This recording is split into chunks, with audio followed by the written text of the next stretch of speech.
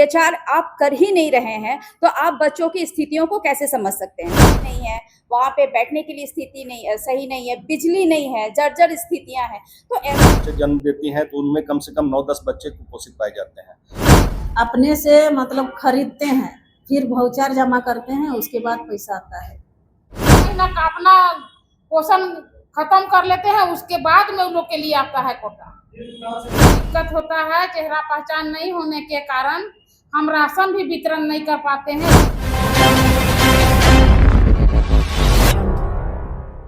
किए थे मैंने 4 गांव, हमारा गांव मिला के, तो इचरी, कोराम्बे, नया टोली और टिंगरिया, हाँ, 4 गांव का सर्वे किए थे।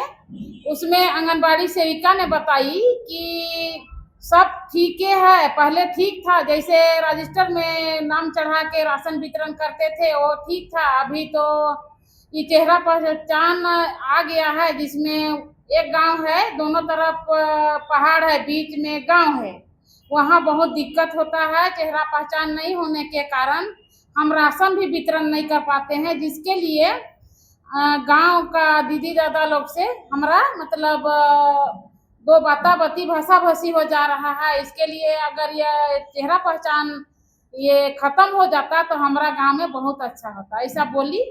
और वहाँ का आंगनबाड़ी जर्जर पड़ा हुआ है, कभी भी गिर सकता है, ना वहाँ बच्चों के लिए शौचालय है, ना ही बच्चों के लिए पानी का व्यवस्था है वहाँ, तो वहाँ बहुत दिक्कत है। और सेविका से हम बात किए तो सेविका तो बताई, उन्होंने सरकार से आंगनबाड़ी व्यवस्था की निष्पक्ष जांच कराने और बच्चों के हित में ठोस कदम उठाने की मांग की है। पहले भी हम जा चुके हैं, वहाँ अंडा नहीं वितरण होता है, महिलाओं ने बताई है, बच्चे ने भी बताए हैं। लेकिन सेविका से पूछे, जब सर्वे करने गए तो सफाई दे दी कि हम अंडा बांटते, तो जिस सर्वे स्थिति में हम चढ़ा लिए हैं कि अंडा बांटते हैं करके, लेकिन हकीकत में वहाँ अंडा नहीं बांटते हैं। और उसके कारण वहाँ बच्चों का स्थिति थोड़ा सा दयनीय हो रहा है। और हो रहा है कि हर माह चेहरा पहचान का समय आता है, कहीं पर महिला काम करने भी जाती है, तभी उसका चेहरा पहचान छूट जाता है, तो राशन वितरण नहीं हो पाता है। फिर बच्चा को लेके कहीं दूसरे जगह कमाने भी जा रहे हैं, उसके लिए भी नहीं होता है, पर उसके लिए वहाँ थोड़ा सा दिक्कत है। तो सेविका दीदी बताई कि चेहरा पहचान ये नियम अगर खत्म हो जाता तो बहुत अच्छा होता, जिसके चलते हम गांव से थोड़ा सा। मैं लोहरदगा जिला से हूँ और भंडरा प्रखंड में मैंने भी 5 आंगनबाड़ी सर्वे किया है। उसमें मैंने पाया कि एफआरएस जो है वो किसी आंगनबाड़ी सेविका को उतना पता भी नहीं है कि कैसे उसको चलाना है, और कहीं कहीं नेटवर्क का इशू है जिससे नहीं हो पाता है।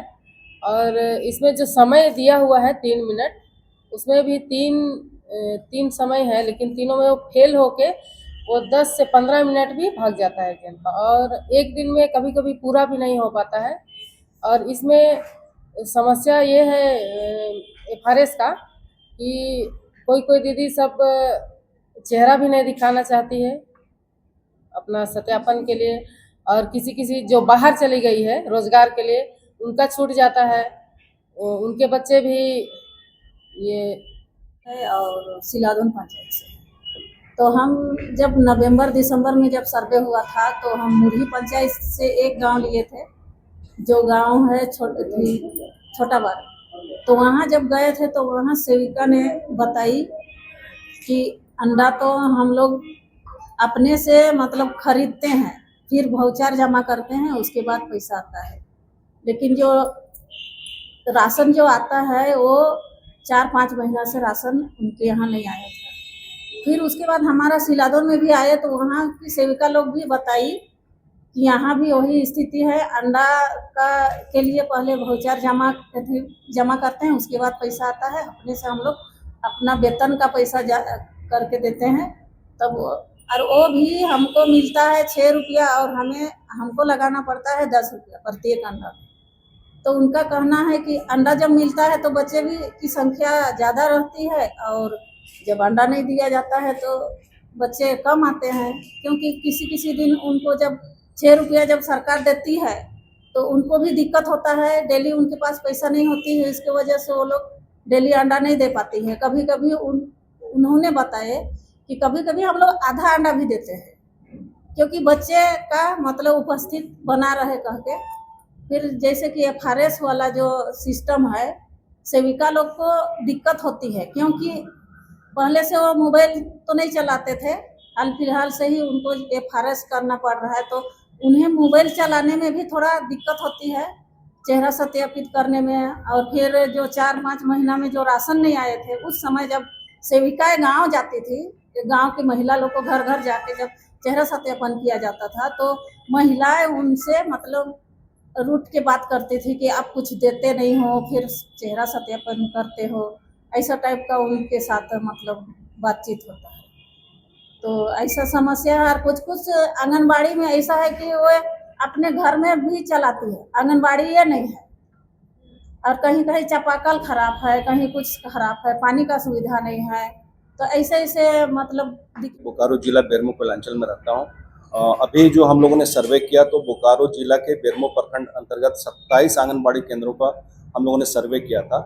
सर्वे में जो बातें निकल कर आई है मैं बताऊं, से पहले मैं बताऊं कि झारखंड में एक समय ऐसा था कि हम लोगों ने मांग किया था सरकार से कि आंगनबाड़ी केंद्रों में बच्चों को अंडा दिया जाए, क्योंकि झारखंड में जो कुपोषण की संख्या बहुत है। आप देखेंगे कि 67% बच्चों में और 65% महिलाओं में खून की कमी है। उसी तरह जो कुपोषित महिलाएं हैं, जो बच्चे जन्म देती हैं, तो उनमें कम से कम 9-10 बच्चे कुपोषित पाए जाते हैं। तो हम लोगों ने लगातार इसकी मांग की थी आंगनबाड़ी केंद्रों में अंडा देने की, और सरकार पर दबाव बनाने के लिए हम लोगों ने झारखंड में अलग अलग जिलों में सिविल सोसाइटी या जन संगठनों के माध्यम से भोजन का अधिकार बैनर तले अंडा हम लोगों ने अपने से परचेज करके खिलाया था। उसके बाद सरकार ने नीति तय की कि 6 दिन बच्चों को अंडा दिया जाएगा आंगनबाड़ी केंद्रों में। लेकिन नवंबर में जब हम लोग अभी सर्वे कर रहे थे तो ये जानकारी मिली कि 2 महीना से अंडे बच्चों को दिया ही नहीं गया है। कुछ कुछ केंद्रों में दिया गया, लेकिन अंडा अधिकतर केंद्रों में नहीं दिया गया। बताया जा रहा था कि मौखिक तौर पे कहा गया कि अंडा आप लोग खरीद करके बच्चों को खिलाएं। उसमें कुछ आंगनबाड़ी की सेविका हैं खरीदी, कुछ उधार में परचेज की, लेकिन ज़्यादातर उसमें खरीद नहीं पाई और अंडा बच्चों को नहीं दिया गया। और अंडा नहीं दिया गया तो उसमें ये भी था कि बहुत सारे ऐसे भी आंगनबाड़ी केंद्र की सेविका थी बताई कि हम लोगों को GST का बिल जमा करने के लिए बोला जाता है, और अंडा जो बेचने वाले ग्रामीण इलाकों में उनके पास GST है ही नहीं, तो वो बिल कहाँ देंगे। यानी अगर खरीद भी रही है, देना भी है, तो कहीं ना कहीं वो 2 नंबर तरीके से उसको जमा करेगी। तो एक समस्या वहाँ पे ये आ रहा था। और मैं समझता हूँ कि झारखंड में अगर पूरे ओवरऑल बात करेंगे तो 43% की जानकारी मिली कि 43% वहाँ आंगनबाड़ी केंद्रों में अंडा दिया जा रहा है और अंडा बच्चों को खिलाया जा रहा है।